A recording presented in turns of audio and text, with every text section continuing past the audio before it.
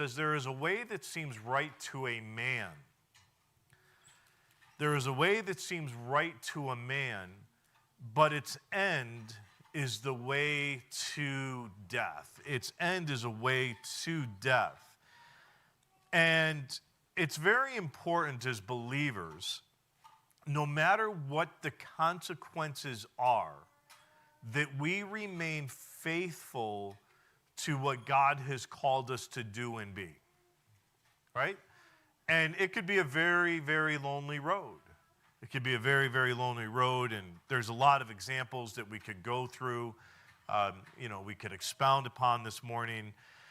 But what I wanted to do is go back to the book of Kings, and if we could go to 1 Kings chapter 11, verses 9 through 11.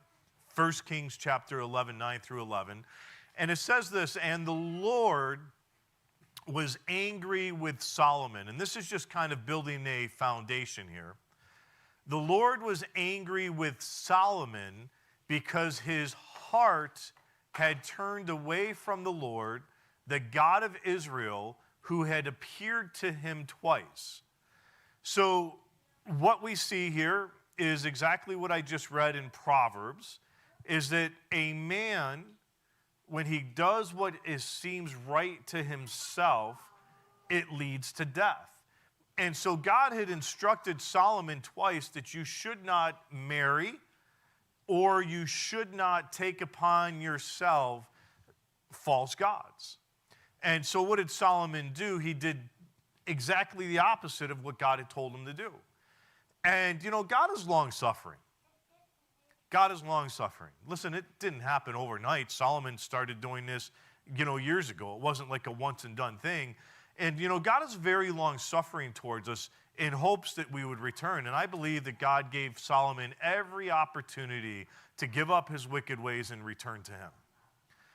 And so he went after his own ways. He went after the ways that seemed right to man.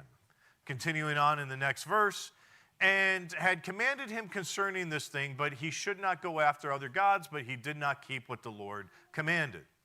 Therefore the Lord said to Solomon, since this has been your practice, not mine, this has been your practice, and you have not kept my covenant and my statutes that I have commanded you, I will surely tear the kingdom from you and will give it to your servant,